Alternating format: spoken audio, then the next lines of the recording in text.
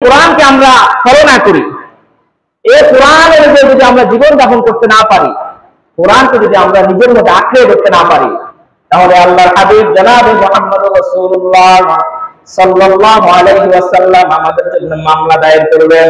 কি দায়ের করবেন? আল্লাহর কাছে মামলা দায়ের করবেন। কিয়ামতের মুসিবতের দিনে সমস্ত মানুষ নাফসি নাফসি করতে থাকবে। নবী থেকে নবী রাসূল সহ সমস্ত উম্মতের নাফসি নাফসি করতে থাকবে। নবী মানুষেরা সমস্ত উম্মতেরা বেহাল হয়ে আদম আলাইহিস সালামের কাছে যাবে, ইব্রাহিম আলাইহিস সালামের কাছে যাবে, ঈসা আলাইহিস সালামের কাছে যাবে, মুসা আলাইহিস সালামের কাছে যাবে। কেউই আল্লাহর কাছে সুপারিশ করার সামর্থ্য রাখবে না, ক্ষমতা রাখবে না। সবাই নিজের ব্যাপারে ব্যস্ত থাকবে, ইয়া নাফসি করতে থাকবে। সর্বশেষ সমস্ত হাসর মাসবাসী নবী মুহাম্মদুর রাসূলুল্লাহ সাল্লাল্লাহু আলাইহি ওয়াসাল্লামের কাছে যাবে। হাসর মাসে আবেদন করবে, আল্লাহর কাছে একটু সুপারিশ করবেন আমাদের যাতে বিচার হয়ে যায়।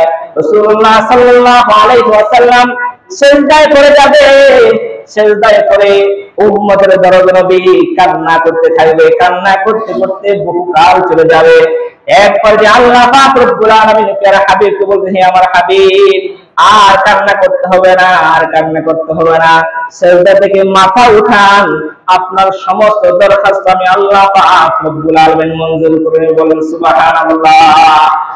এরপরে রাসূল সাল্লাল্লাহু আলাইহি ওয়াসাল্লামকে পারমিশন দেওয়া হবে, হে আমার হাবিব, আপনার জান্নাতি উম্মতগুলোকে আপনি বেশি বেশি জান্নাতে প্রবেশ করাইয়া দেন, বলেন সুবহানাল্লাহ। সেদিন আল্লাহ হাবিবের সুপারিশে আমরা আল্লাহ পাক যদি আমাদের নসিব ভালো করেন, সেদিন আমরা সুপারিশ প্রাপ্ত হয়ে জান্নাতে যাইতে পারবো। কিন্তু যে সমস্ত বান্দা বান্দীদের বিরুদ্ধে রাসূলুল্লাহ সাল্লাল্লাহু আলাইহি ওয়াসাল্লাম স্বয়ং আল্লাহর কাছে মামলা দায়ের করবেন, তার অবস্থাটা কি হয়ে যাবে চিন্তা করছেন?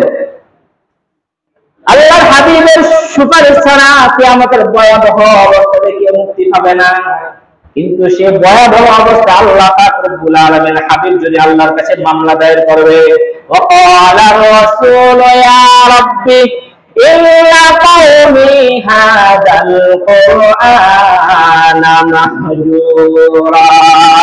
কিয়ামতের ময়দানে রাসূলুল্লাহ সাল্লাল্লাহু আলাইহি ওয়াসাল্লাম আল্লাহর আদালতে মামলা দায়ের করে, আল্লাহ, আমার এই কওমের লোকেরা এই কোরআনকে পরিত্যক্ত মনে করেছে, নাউযুবিল্লাহ। তখন আমাদের অবস্থা কি হবে? আমরা তো কোরআন পড়ি না, কোরআন অনুযায়ী আমাদের জীবন যাপন পরিচালনা করি না। এই কোরআন যখন আমাদের উপর লানত করবে, কোরআনকে পরিত্যক্ত মনের কারণে, পরিত্যাজ্য মনে করার কারণে কিয়ামতের ময়দানে রাসূল সাল্লাল্লাহু আলাইহি ওয়াসাল্লাম যদি আমাদের বিরুদ্ধে নালিশ করেন, তখন আমাদের অবস্থাটা কি হবে? সেজন্য মাত্র ভাই, যদি এখনো সময় আছে আমরা ফিরে আসি কোরআনের দিকে, ফিরে আসি কোরআনের আলোয় আলোকিত করে আমাদের জীবনকে আমরা ধন্য করি। রাজি আছি তো ইনশাআল্লাহ?